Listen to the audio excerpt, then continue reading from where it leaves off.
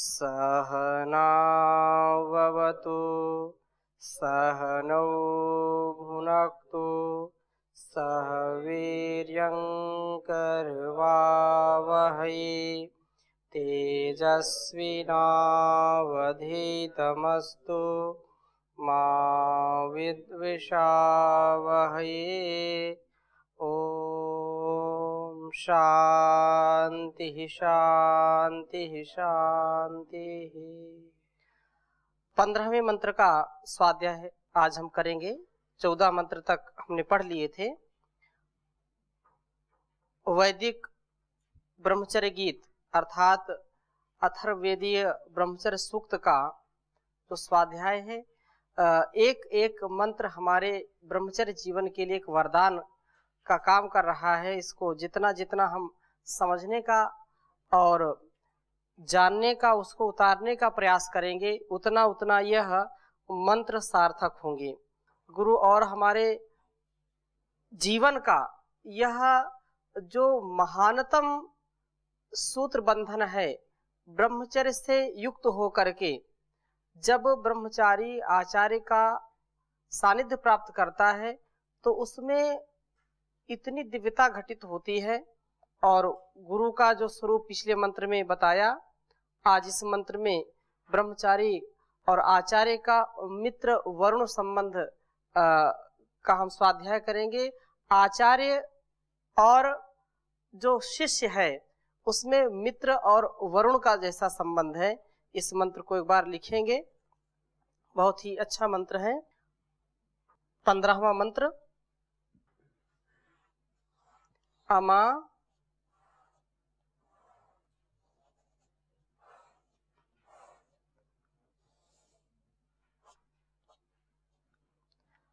अमाघृतम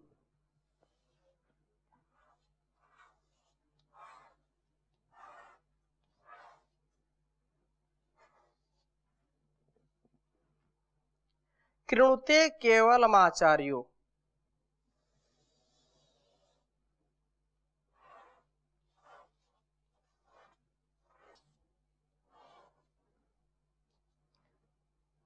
भूत्वा वरुणो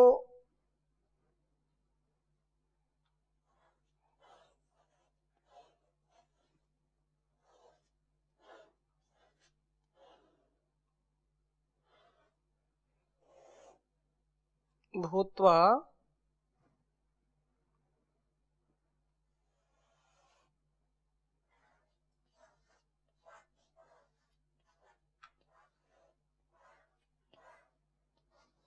वरुणो यद्दैच्छत्।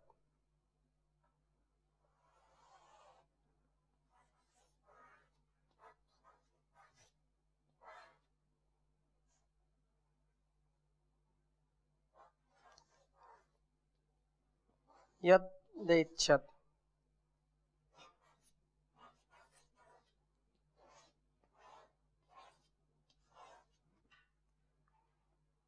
प्रजापतौ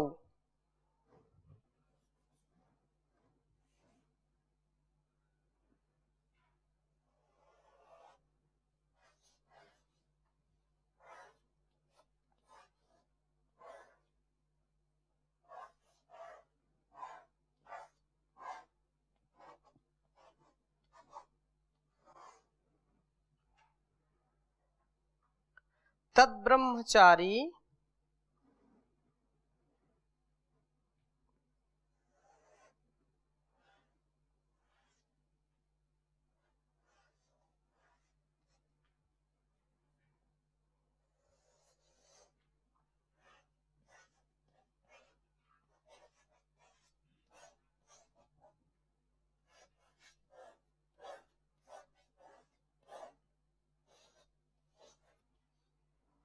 तद्ब्रह्मचारी प्रायच्छत्।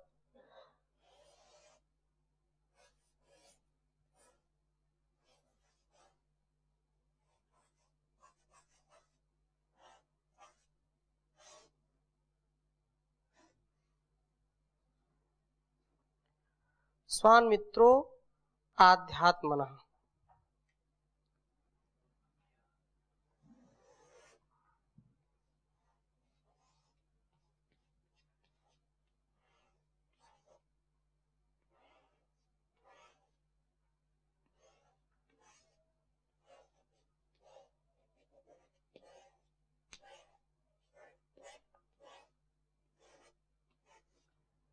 स्वान् मित्रो अध्यात्मनः।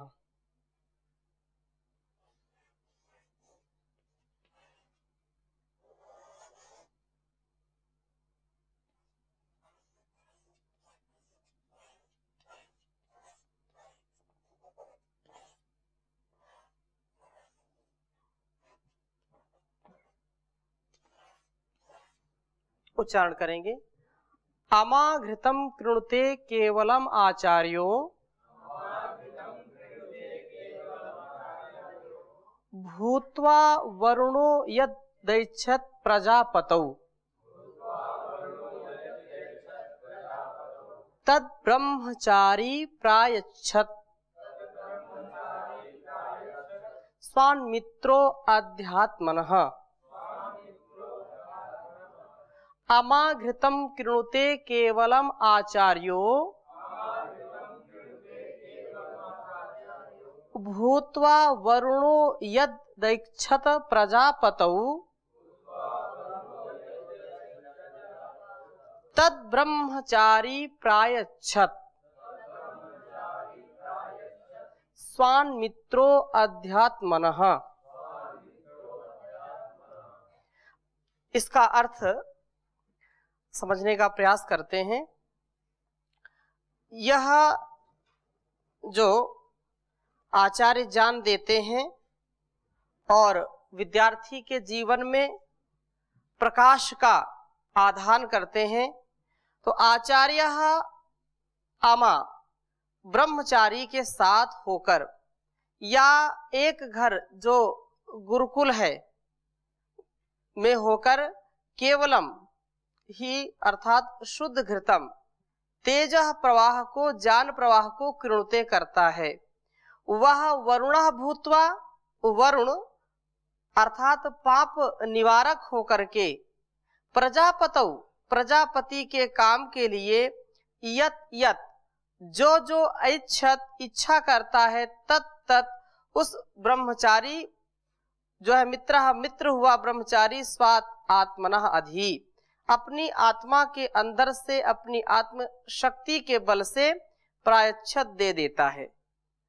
और स्पष्टता से समझने का प्रयास करेंगे कि आचार्य जो आचार्य है वरुणा भूत्वा पाप और द्वेष का निवारण करने वाला होकर के केवलम केवलम घृतम आनंदमय प्रभु के केवलम विचरण करने वाले ज्ञान को अमाकृणुते विद्यार्थी के साथ करता है, अर्थात आनंदमय प्रभु में विचरण करने वाले ज्ञान को विद्यार्थी के साथ करता है। जब ज्ञानमय जीवन होगा तो विद्यार्थी पाप रहित होगा। पापों का निवारण करने वाला कौन होगा? वह जो वरुण है। आचार्य विद्यार्थी के लिए प्रभु से दिए गए ज्ञान को देने वाला बनता है। तत् उस ब्रह्मचारी को भी मित्र अर्थात स्नेह वाला बन करके या पापों से अपने को बचाने वाला बन करके यत यत ऐच्छत जिस जिस वस्तु को आचार्य चाहता है उन सब स्वान धनों को आत्मीय वस्तुओं को आत्मना अधि अपने से जो है प्रजापतो प्रायच्छत प्रजाओं के रक्षक आचार्य से प्राप्त कराता है। अर्थात कहने का आशय यह है कि आचार्य विद्यार्थी को ज्ञान देता है, विद्यार्थी आचार्य के लिए इष्ट दक्षिणा देता है। ये जो परस्परता का जो संबंध है, एक देना होता है एक लेना होता है, परंतु वस्तुतः जो देता है या जो लेता है लेने का जो भाव है उसमें भी पात्रता होनी चाहिए। जैसे पिछले मंत्र में हमने पढ़ा था कि लेने वाला जब तक लेने की सामर्थ्य नहीं रखता है, जब तक उसमें पात्रता नहीं आती है, देने वाला कुछ भी देता रहे वह ग्रहण करने में सक्षम नहीं हो सकता है। गुरु आचार्य माता पिता और ईश्वर की कृपा हमारे ऊपर बनी है, हर पल हर क्षण हमको वो दे रहे होते हैं, लेकिन हमने अपने पात्रों को जो है शुद्ध नहीं किया है, उनमें अशुद्धता भरी हुई है, मैल भरा हुआ है, तो वह हमने ऐसा एक पर्दा लगा रखा है कि उनके द्वारा जो विशुद्धता दी जा रही है, जो पवित्रता दी जा रही है, जो विशुद्ध ज्ञान का आधान किया जा रहा है, वह हमारे अंदर प्रतिष्ठित नहीं हो सकता है। यदि वो प्रतिष्ठित हो गया तो हमारे अंदर कृतज्ञता का भाव उत्पन्न हो जाएगा, और वह जैसा माता पिता गुरु आचार्य हमको देते हैं, हम उस ज्ञान से अपने अस्तित्व को और विराट बना लेते हैं। फिर हम उनको अपने शुभ कर्मों से, अपने शुभ संस्कारों से, उनकी जो जो इच्छा होती है, अर्थात उनकी जो शुभ इच्छाएं हैं, उनकी हम पूर्ति करने में समर्थ हो जाते हैं, उनको हम पूरा करने के लिए सक्षम हो जाते हैं। लेकिन जब हमने लिया ही नहीं तो हम सक्षम कभी नहीं बन सकते हैं। तो जो आचार्य से जो हमको लेना है तो लेना है, लेकिन लेकर के उससे कई गुना देना होता है। जितना गुरु ने हमको बीज रूप में ज्ञान दिया है, उस ज्ञान का विस्तार करके उसके दिए शुद्ध आचरण को हम इतना परिष्कृत कर लें कि हम उसका जो है बहुत ही दिव्यता के साथ आचरण कर सकें। तो यही बात आगे कह रहे हैं कि आशा है कि अब तक पाठकों को यह स्पष्ट हो गया होगा कि ब्रह्मचर्य ऊर्ध्वगमन है और उसका फल दिव्य वृष्टि है। साधारण मनुष्य थोड़े से यत्न के बाद, थोड़ी सी तपस्या के अनंतर, थोड़े से ऊर्ध्वगमन के पश्चात ही फल पाना चाहते हैं, क्योंकि बहुत ही अल्प काल में, अल्प पुरुषार्थ में बहुत बड़ा फल चाहने की इच्छा सबकी होती है। भौतिक जीवन जीने वाला व्यक्ति लंबी तपस्या नहीं कर सकता है, वो लंबी प्रतीक्षा नहीं कर सकता है, उसको त्वरित फल चाहिए। और जब वो त्वरित फल नहीं मिलता है तो फिर उसके जीवन में निराशा आने लगती है। पर यह ब्रह्मचर्य की भावना की विपरीत है। जब ब्रह्मचर्य का आपने पालन किया है, ब्रह्मचर्य का जीने का आपने संकल्प लिया है, तो फल तो जरूर मिलेंगे, आज नहीं तो कल वो फल की प्राप्ति जरूर होगी। लेकिन अपने को धैर्य रखना चाहिए, धैर्य से ही सब कुछ संभव है। यह बात और है कि ब्रह्मचारी भी अपनी अवस्था अनुसार छोटे बड़े होते हैं, पर जब कोई ब्रह्मचारी अधिक तपस्या के लिए, अधिक आगे ऊर्ध्वगमन करने के लिए अपने को अयोग्य, असमर्थ, अशक्त पाता है, तब वह ठहर जाता है और प्रतीक्षा करता है कि इतने यत्न से मिलने वाले फल से, इतनी तपस्या से मिली वृष्टि से वह अधिक शक्तिशाली और समर्थ होकर के फिर आगे अधिक बड़ा ब्रह्मचर्य कर सकेगा। तो यह उसका ठहरना ठीक है। यदि लगता है कि सामर्थ्य नहीं है, तो जैसा पीछे कुछ ब्रह्मचर्य की परिधि या कुछ कोटियां बताई हैं कि इस मध्यम, उत्तम और जो निकृष्ट या बहुत निम्न है, उन का आधान करके जितना सामर्थ्य हो कम से कम उतना तो हमको करना ही चाहिए। ऐसा मनुष्य यदि ठहरता है तो मानो वसु ब्रह्मचर्य के साथ जो है, ब्रह्मचर्य के बाद गृहस्थ हो जाता है, तो भी वह ब्रह्मचर्य के रास्ते पर रहता है, क्योंकि उसका लक्ष्य पूर्ण ब्रह्मचर्य ही होता है। परंतु यदि वह विषय भोग के लिए ब्रह्मचर्य को समाप्त करता है, ब्रह्मचर्य करते हुए भी इस प्रतीक्षा में रहता है कि उसकी समाप्ति पर उसे अभिष्ट आनंद मिलेगा, तो वह ब्रह्मचर्य के मार्ग पर नहीं चल रहा होता है। अनासक्त भाव से ब्रह्मचर्य का पालन कर रहा है तो उसको ये चीज मिलेगी, या इसकी आसक्ति, कहने का आशय यह है कि लालच के वशीभूत होकर के, स्वार्थ के वशीभूत होकर के कोई ब्रह्मचर्य का पालन करेगा तो ये उत्तम बात नहीं है। फल तो अवश्य मिलेगा। जो कोई हम कार्य करने के लिए उद्यत होते हैं, तत्पर होते हैं, तो बिना उसकी फल की आशा के तो नहीं कर सकते हैं। लेकिन यहां आशय यह है कि जब ब्रह्मचर्य का पालन व्यक्ति करे तो उसका कर्तव्य में अधिकार है, उसके फल में उसका अधिकार नहीं है। कार्य करेंगे, कारण जुटाएंगे तो कार्य होगा। आप ब्रह्मचर्य का पालन करेंगे, मनसा वाचा कर्मणा ऊर्ध्वरेता बनने का प्रयास करेंगे तो फल तो अपने आप मिलेगा। लेकिन यदि बार बार वही ध्यान जा रहा है, फलासक्ति युक्त जीवन व्यतीत कर रहा है, तो यह अच्छी बात नहीं है, उत्तम नहीं है यह, क्योंकि उसका लक्ष्य तो भोग होता है। पहले प्रकार का मनुष्य भोग भी ब्रह्मचर्य के लिए जो है करता है, दूसरे प्रकार का मनुष्य ब्रह्मचर्य भी भोग के लिए करता है। पहले का उद्देश्य ब्रह्मानंद है, दूसरे का विषयानंद है। कुछ ना कुछ भोग और कुछ ना कुछ ब्रह्मचर्य संयम दोनों करते हैं, पर फिर भी ये दोनों उल्टे मार्ग के यात्री होते हैं। इनमें से मैं किस मार्ग पर हूं, यह बात प्रत्येक पाठक को अपने विषय में अवश्य निश्चय कर लेनी चाहिए। पहले प्रकार का मनुष्य भोग भी ब्रह्मचर्य के लिए करता है। बातों पर, वाक्यों पर विशेष ध्यान दीजिए। जो उत्तम कोटि का ब्रह्मचारी है वह भोग भी करता है, तो किसके लिए? ब्रह्मचर्य के लिए। और दूसरे प्रकार का जो व्यक्ति है वह यदि विषय भोग, दूसरे प्रकार का मनुष्य ब्रह्मचर्य भी भोग के लिए करता है, ब्रह्मचर्य करता, ब्रह्मचर्य का पालन करता है। किस लिए? क्योंकि उसको अच्छे अच्छे भोग मिलेंगे। तो उत्तम बात तो पहले वाले में है कि जो भी संसाधन हमको मिले हैं उन संसाधनों का हम प्रयोग करके उत्तम ब्रह्मचर्य का पालन कर सकें, उत्तम भोग्य वस्तुओं की प्राप्ति कर सकें।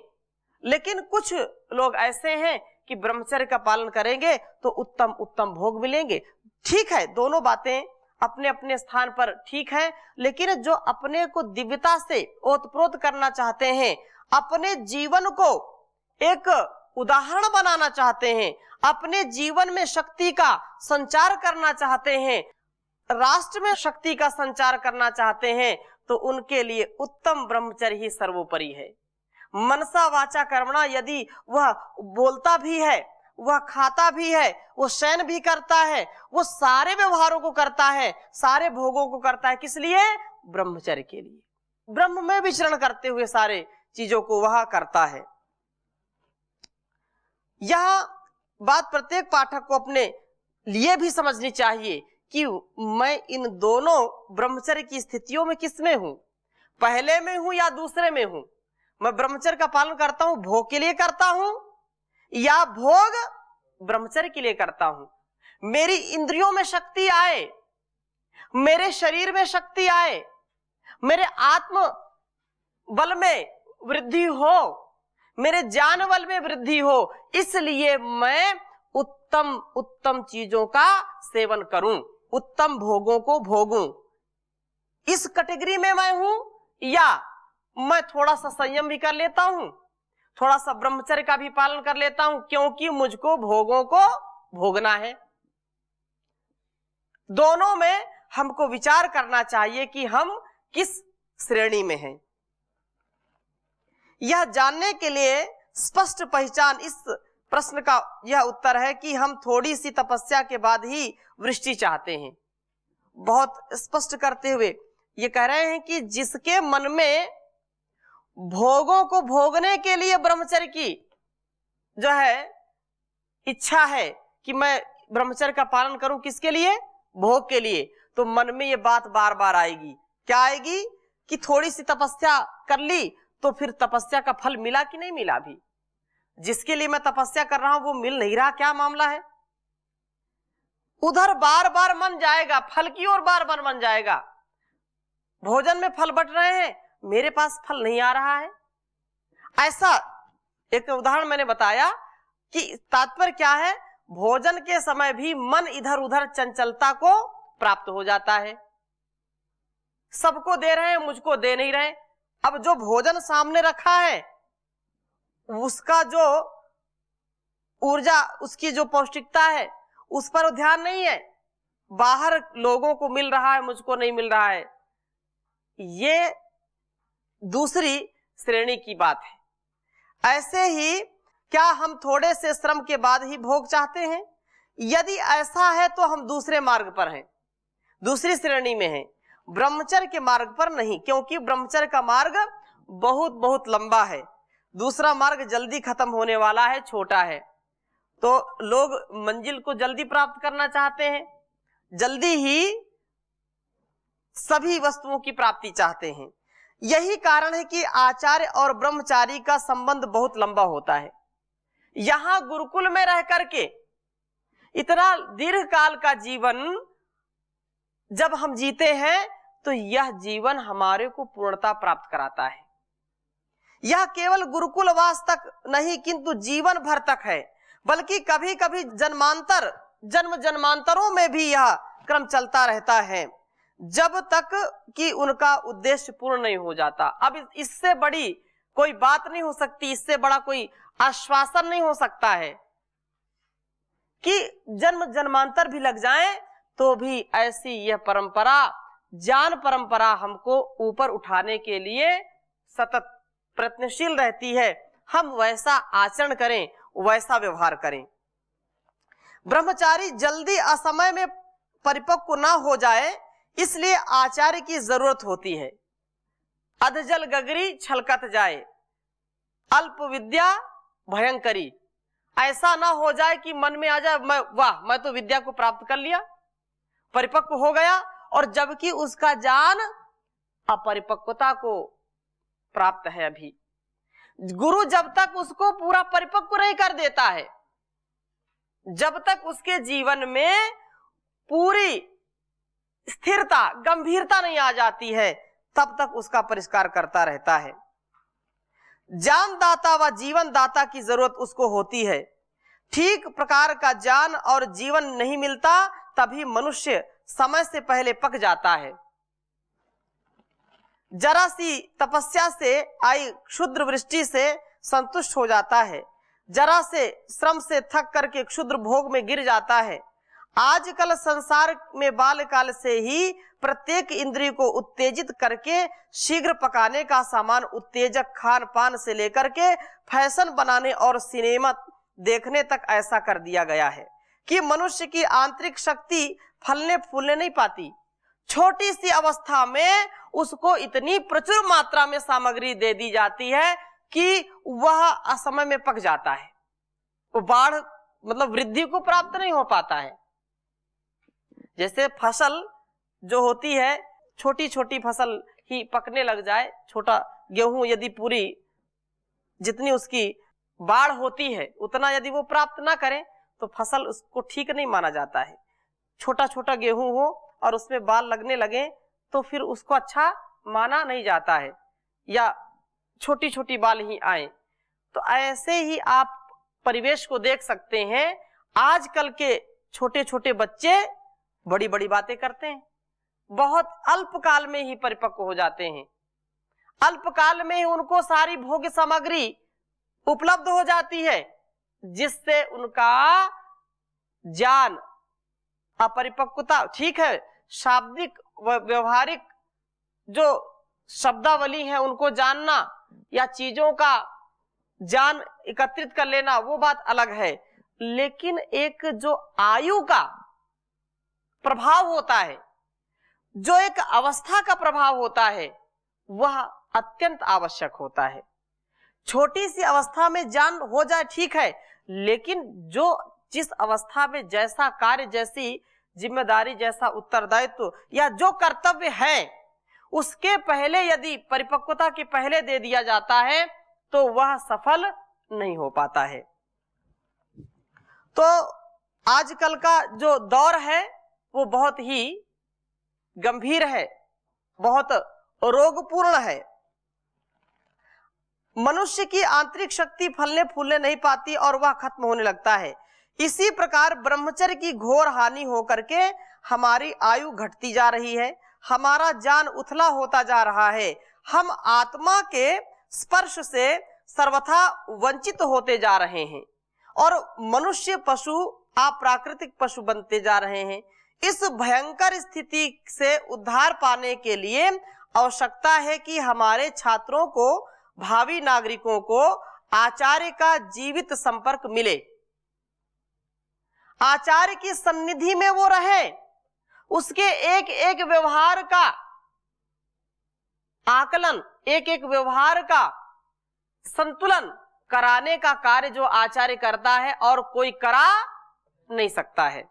इसलिए जीवित आचार्य, अब ठीक है आज की जो लोगों ने एक धारणा बना ली है गुरु परंपरा में, वह उचित नहीं है। समर्थ गुरुओं का सानिध्य, उनका मार्गदर्शन, उनके द्वारा आचरण की शिक्षा बहुत आवश्यक है। ठीक प्रकार के गुरु शिष्य संबंध में जो रह करके वे शिक्षित हो सकें, यही गुरुकुल शिष्य प्रणाली की उत्तमता का रहस्य है। गुरु शिष्य का अमा अर्थात इकट्ठा और एक घर बना करके रहना इस शिक्षा पद्धति में आवश्यक होता है। उसी पद्धति में गुरु शिष्य के साथ मिलकर के प्रार्थना कर सकता है, जो हम प्रार्थना रोज करते हैं कि सह नौ यशः, आगे वो भी मंत्र है, एक मंत्र विशेष दिया है उपनिषद का, सह नौ यशः सह नौ ब्रह्म वर्चसम सह न भवतु सह नौ भुनक्तु सह वीर्यम करवावहै तेजस्विनावधीतमस्तु मां। ये जो हम उद्घोष करते हैं, हम इसको रोज बोलते हैं, तो ये बहुत बड़ा रहस्य इसमें है। ये कोई ऐसा नहीं कि केवल परंपरा को हम ढो रहे हैं। ये हमारा परम सौभाग्य है कि हम ऐसे दिव्य वातावरण में रह करके ऐसे वैज्ञानिक जीवन को, ऐसी वैज्ञानिक पद्धति को जीने का प्रयास कर रहे हैं, जीने के लिए कटिबद्ध हैं, जिससे हमारा जीवन बहुत ही सुसज्जित सुव्यवस्थित होकर के इस संसार को भी सुव्यवस्थित और सुसज्जित बनाने का महान कार्य यहाँ पर हो रहा है। अपने आप को कभी भी हताश निराश नहीं होने देना चाहिए, क्योंकि हम एक बहुत बड़े उद्देश्य के लिए अपने जीवन को, इस जगत को दिव्यता से भरने का प्रयास कर रहे हैं। तो गुरु शिष्य संबंध की घनिष्ठता तो पहले यहां तक बताई ही जा चुकी है कि शिष्य गुरु के गर्भ में रहता है। इस अभिन्न और स्थिर संबंध से ही सच्चे जो है ज्ञान, सच्चे तेज का प्रवाह चल निकलता है, शुद्ध घृत उत्पन्न किया जाता है। घृत शब्द में दीप्ति और क्षरण, तेज और प्रवाह दोनों का भाव है। गुरु शिष्य संबंध के बिना शुद्ध ज्ञान, केवल ज्ञान की तेजस्वी और प्रसरणशील ज्ञान उत्पन्न होना असंभव है। यदि हम चाहते हैं कि संसार में शुद्ध निर्मल सच्चे ज्ञान की धारा बहे, तो हमें संसार में उस शिक्षा प्रणाली को स्थापित करना होगा जिसमें यह गुरु शिष्य संबंध पूरी तरह रहता है, आंतरिक और निरंतर भाव से रहता है। यह यत्न कौन करेगा? ये यत्न हम करेंगे, हम करेंगे, हम करेंगे। जितना भी हो सकेगा इस धरा पर जीवन को दिव्य बनाने के लिए सारा प्रयत्न करेंगे। तो इन्हीं संकल्पों के साथ आज यहीं पर विराम करते हैं। शेष चर्चा अगली कक्षा में। ओम शांति शांति शांति।